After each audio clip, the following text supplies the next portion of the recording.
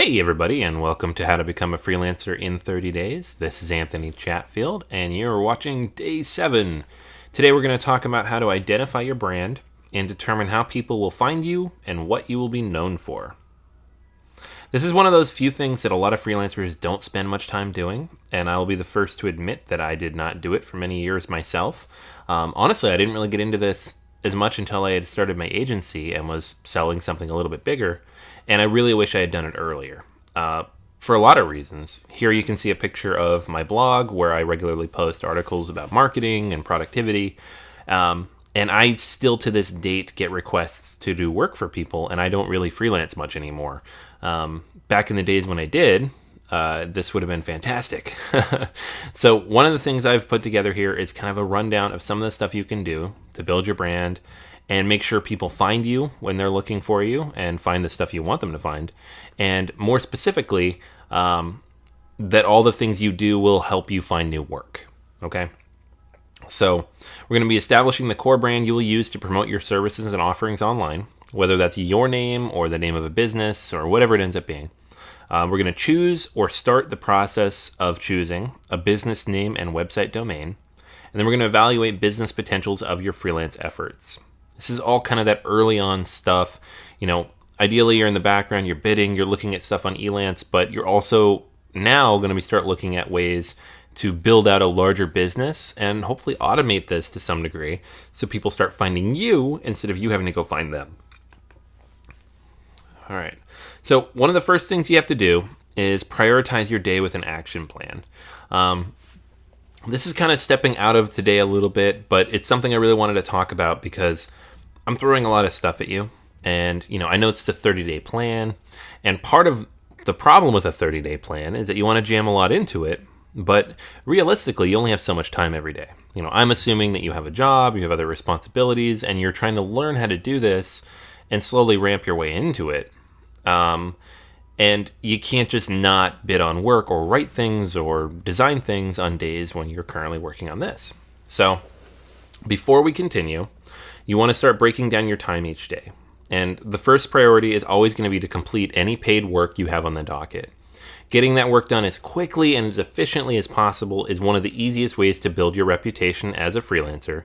You'll get repeat work, you'll get referrals, you'll get good feedback. You got to do it.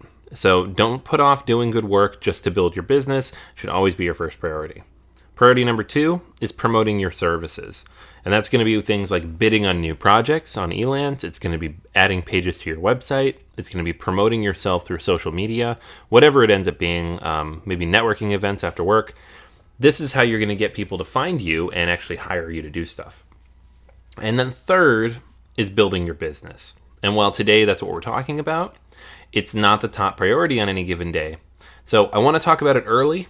I know we're still in the first week of the program, but I don't want you necessarily to be doing this first. So it's a bit of a catch-22, but hopefully that makes sense. We just don't want to miss the boat in terms of actual income opportunities to build out a business. It's going to take a little bit more time than 30 days to build that business, but now is when we start laying those roots. All right? So first things first, let's move on. That's kind of my little de facto disclaimer to get going here. But let's move on with today's stuff. Let's talk about choosing a business name. How are people going to know you and your services? So building a business does not have to be done today. The key is to think of your efforts as a business, not just another side project. I've said this like 3 times. I'm going to keep saying it. Apologies in advance.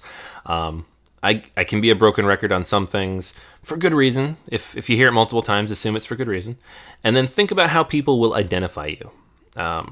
When you're online, you're not interacting with a human being directly. You're not talking to them. You're not seeing them. You're writing something, they're reading it. It's very indirect. So you need to build a brand, something that people can remember you by. Some way for them to immediately identify the quality and purpose of what you're doing without having to jump through all the extra hoops.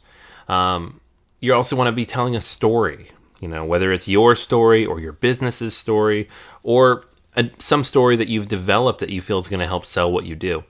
And it all starts right here with building a business and choosing a name. So the name should be catchy and simple. If you want something original or unique, check to see if it's been trademarked already in your country. Most countries will have some kind of database you can search for to check for trademarks. Usually the easiest way is to see if the domain is available. If the domain is available, it's probably not trademarked.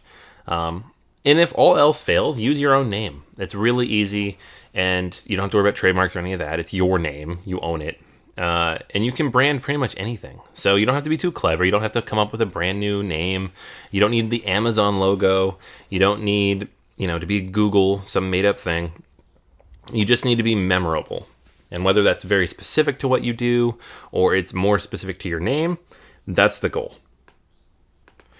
All right. And then step 2 of that is to choose a website address. You want to use a .com. So as you choose your name, make sure it's available as a .com. You want to match your company name as closely as possible. Ideally, it's an exact match.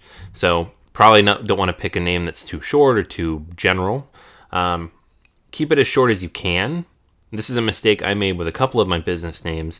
A little bit too long, hard for people to remember. Trying to keep it succinct and to the point. And then when it is time to buy your domain, I always used GoDaddy. It's easy, it's quick, it's affordable. I don't really like the business very much, having worked with them for a few years, but I've never had a problem. So it is, if you're looking for reliable and easy, that's a big company. They're not going anywhere. Another one that falls into that group is Network Solutions, about as big. So if you want a big one that you can trust, that's the way to go. One caveat to that, when you buy your domain name, don't buy the hosting there. We're going to buy hosting somewhere else. It's one of those simple things you got to do just to protect your website and protect yourself. If there's a problem or you want to cancel down the line, you don't want it to be pain. So domain name will live one place, website will live somewhere else. For now, though, we're looking at buying the domain name.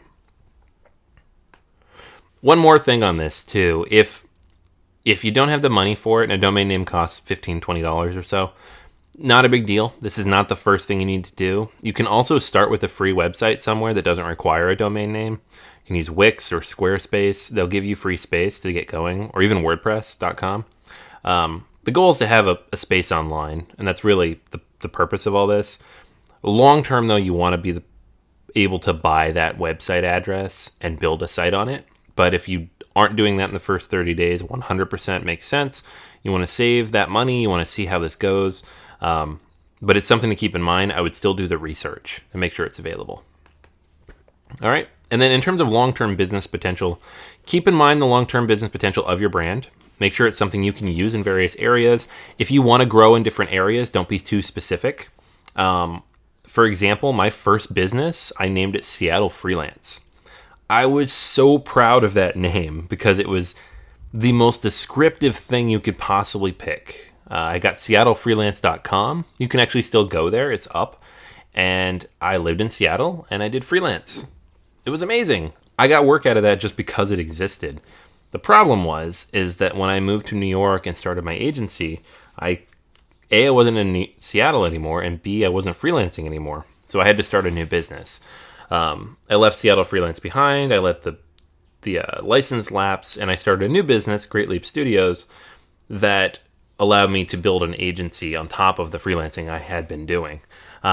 So if you plan on doing something more with it, try to think in advance. If you don't yet, that's not a big deal. Don't worry about it. Starting a new business is not really that much work, surprisingly. But if you do plan on doing something additional with it, even in the next year or two, try to think of something a little more open-ended that you can use to build from there.